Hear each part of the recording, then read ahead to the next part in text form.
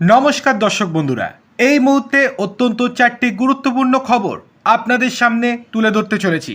তাই আপনাদেরকে অনুরোধ, পুরো ভিডিওটি দেখে ভালো লাগলে লাইক, কমেন্ট, শেয়ার এবং সাবস্ক্রাইব করতে একদম ভুলবেন না। তাহলে চলুন শুরু করা যাক। 1 নম্বর, সুপ্রিম কোর্টে বড় ধাক্কা খেল মমতা বন্দ্যোপাধ্যায়ের সরকার।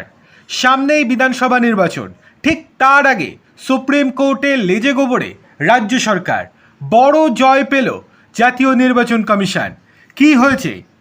অফিসারদের অপসারণ নিয়ে নির্বাচন কমিশনের সিদ্ধান্তে হস্তক্ষেপ করেনি কলকাতা হাইকোর্ট। এবার তাদের নির্দেশে আর হস্তক্ষেপ করল না সুপ্রিম কোর্টও। মুখ্য সচিব সহ রাজ্যের অনেক অফিসারকে সরিয়ে দেয় কমিশন। তাদের সেই সিদ্ধান্তে কোনো রকম হস্তক্ষেপ করল না সুপ্রিম কোর্ট। মাননীয় প্রধান বিচারপতি সূর্যকান্ত জানালেন, আসন্ন নির্বাচনের কথা মাথায় রেখে এখনই আদালত মামলাটি শুনতে আগ্রহী নয়। তবে আইনগত প্রশ্নে মামলাটি বিচারাধীন রাখা হলো, কিন্তু ভবিষ্যতে এই মামলা আদৌ শুনানি হবে কিনা সেই নিয়ে একটা প্রশ্নচিহ্ন থেকে গেল। সুতরাং বড় যে ধাক্কা খেল মমতা বন্দ্যোপাধ্যায়ের সরকার, সেটা কিন্তু বলার অপেক্ষা রাখে না। সুপ্রিম কোর্টের মহামান্য প্রধান বিচারপতির পর্যবেক্ষণ, অফিসারদের বদলির ঘটনা সর্বত্রই ঘটে। এটা প্রথমবার নয়। তৃণমূলের আইনজীবী কল্যাণ বন্দ্যোপাধ্যায় সওয়াল করে জানান, বদলির আগে রাজ্যের সঙ্গে পরামর্শ করার প্রয়োজন ছিল এবং উচিতও ছিল। অতীতেও উপনির্বাচনের ক্ষেত্রে রাজ্যের সঙ্গে আলোচনা হয়েছে, কিন্তু এবারে কোনো পরামর্শই করা হয়নি। এরপরেই মহামান্য প্রধান বিচারপতি সূর্যকান্ত জানান, যাদের বদলি করা হয়েছে তারা তো পশ্চিমবঙ্গ ক্যাডারের অফিসার, তাহলে এতে পক্ষপাতের অভিযোগ উঠছে কেন? তার পর্যবেক্ষণ, নির্বাচনের আগে কিছুটা হলেও নিরপেক্ষতা ও স্বচ্ছতা নিশ্চিত করতেই এই পদক্ষেপ করা হয়েছে। এটা কিন্তু কমিশন বলছে না, এটা বলছে মহামান্য সুপ্রিম কোর্ট। মহামান্য প্রধান বিচারপতির পর্যবেক্ষণ, সবচেয়ে খারাপ উদাহরণ হলো আদালতকে বিচারকদের নিয়োগ করতে হয়েছে, কারণ আস্থার ঘাটতি দুই পক্ষের মধ্যেই রয়েছে। কমিশনের রাজ্য প্রশাসনের ওপর আস্থা নেই, আবার রাজ্যেরও কমিশনের ওপর পূর্ণ ভরসা নেই।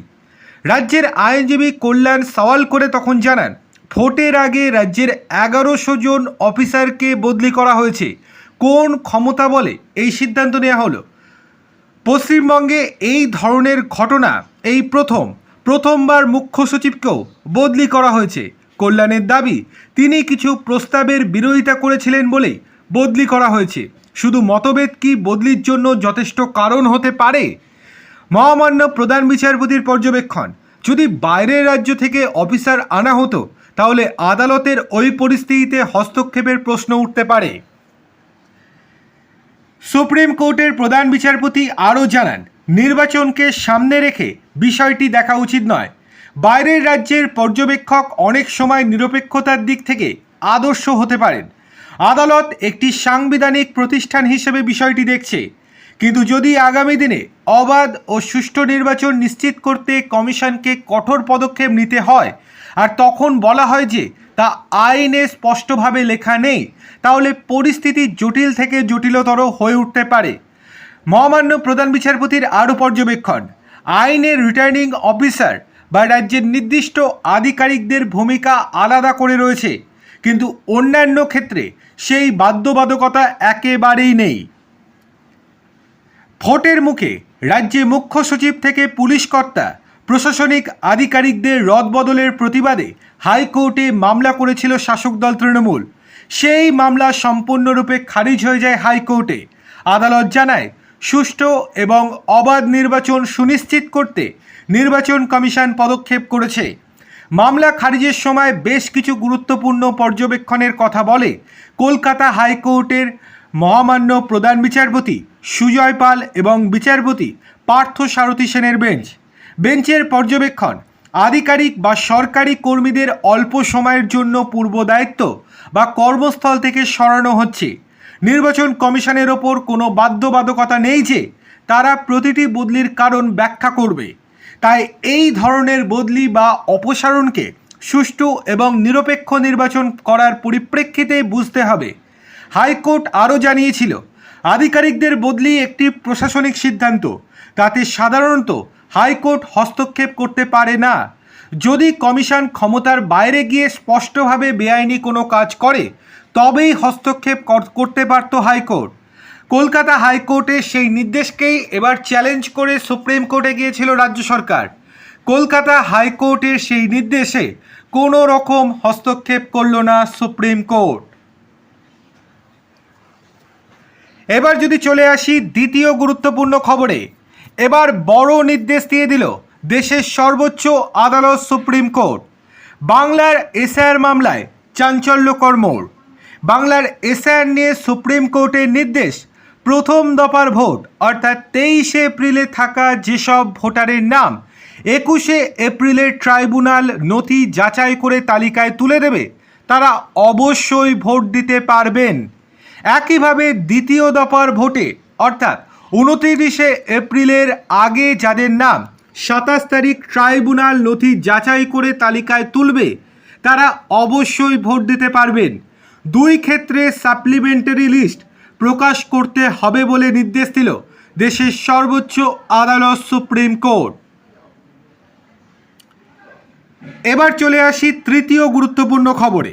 বুথে ঢুকে ভোটারদের সময় ভোটদানের সময় সাধারণত ভোটাররা একটি কন্ট্রোল ইউনিটের সঙ্গে একটি ব্যালট ইউনিট বা ইভিএম দেখতে অভ্যস্ত, কিন্তু 2026 বিধানসভা নির্বাচনে ভাঙড় কেন্দ্রের ভোটারদের জন্য অপেক্ষা করছে এক ভিন্ন অভিজ্ঞতা।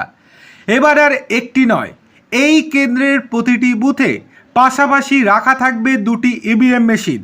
রাজ্যের 294টি বিধানসভা কেন্দ্রের মধ্যে একমাত্র ভাঙড়েই এই অভূতপূর্ব বন্দোবস্ত করতে হচ্ছে নির্বাচন কমিশনকে। কিন্তু কেন? হিসেব বলছে একটি ইভিএম মেশিনে সর্বোচ্চ 16টি বোতাম থাকে, এর মধ্যে 15 জন প্রার্থীর নাম ও প্রতীকের জন্য জায়গা থাকে এবং সর্বশেষ বোতামটি বরাদ্দ থাকে নোটার জন্য। কিন্তু ভাঙড় বিধানসভা কেন্দ্রে এবার প্রার্থীর সংখ্যা সেই সীমা ছাড়িয়ে গিয়েছে।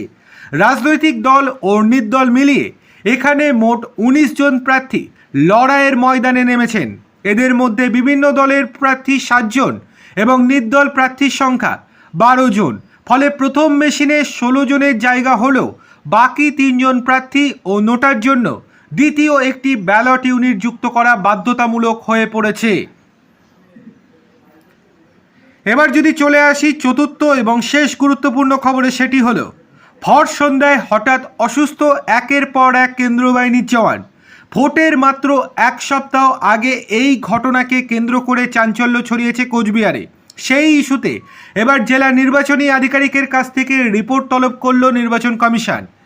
আজ বৃহস্পতিবার রাতের মধ্যেই অর্থাৎ আর 12 ঘন্টার মধ্যেই রিপোর্ট জমা দেওয়ার নির্দেশ দেওয়া হয়েছে।